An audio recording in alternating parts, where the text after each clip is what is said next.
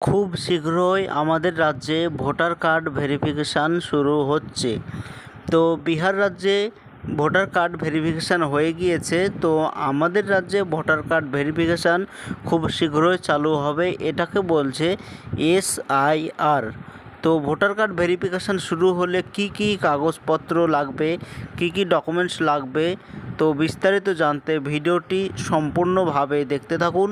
আমাদের এই চ্যানেল থেকে অনলাইনে সব রকমের তথ্য সবার আগে দিয়ে থাকি। চ্যানেলটিকে সাবস্ক্রাইব করে পাশে থাকবেন যাতে ভিডিওগুলো আপনার কাছে পৌঁছে যায়। ভোটার কার্ড ভেরিফিকেশান বিহার রাজ্যে চলছে। তো আমাদের এই রাজ্যে আর কয়েকদিন বাদে আমাদের রাজ্যেও ভোটার কার্ড ভেরিফিকেশান শুরু হবে। তো এটাকে বলছে SIR ভেরিফিকেশান। তো আমাদের এই রাজ্যে 2002 সালের ভোটার তালিকায় নাম আছে কি নেই এটা দেখা হবে।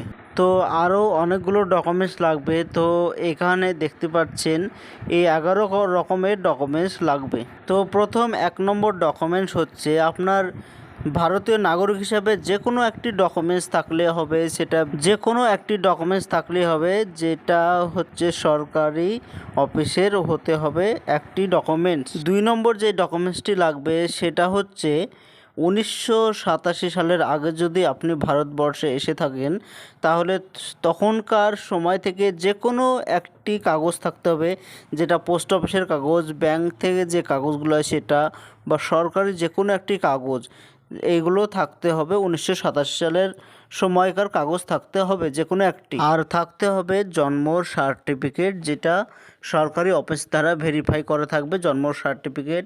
4 নম্বর যেটা লেখা আছে পাসপোর্ট থাকতে হবে নাগরিকত্ব প্রমাণের জন্য। আর 5 নম্বর লেখা আছে যে কোনো শিক্ষাগত যোগ্যতা সার্টিফিকেট, যেমন ধরুন আপনি মাধ্যমিক পাস করেছেন, মাধ্যমিকের সার্টিফিকেট বা মার্কশিট থাকলে এটাও একটা ডকুমেন্টস হিসাবে দেখাতে পারেন। এবং 6 নম্বরে লেখা আছে পার্মানেন্ট রেসিডেন্স সার্টিফিকেট, যেটা গভর্নমেন্ট দ্বারা ভেরিফাই, যেটা পঞ্চায়েত বা বিডিও অফিস থেকে ভেরিফাই করা থাকতে হবে। এবং আপনার থাকতে হবে OBC SC সার্টিফিকেট। এরপরে জমির রেকর্ড, দলিল, এগুলো থাকলে হবে। তো এইখানে যে যে ডকুমেন্টসগুলো বললাম প্রত্যেকটি ডকুমেন্টস থাকতে হবে। যদি নাও থাকে তো কয়েকটি থাকলেও এখানে হবে। তো মেন যে ডকুমেন্টসটি লাগবে সেটা হচ্ছে 2002 সালের ভোটার তালিকায় আপনার নাম আছে কি নেই সেটা ভেরিফাই করা হবে। অনেকে আছে যারা 2002 সালের পরে এসেও ভারতে এসে বসবাস করছে, এখানকার নাগরিক হয়ে গিয়েছে, তারাও ভোট দিচ্ছে।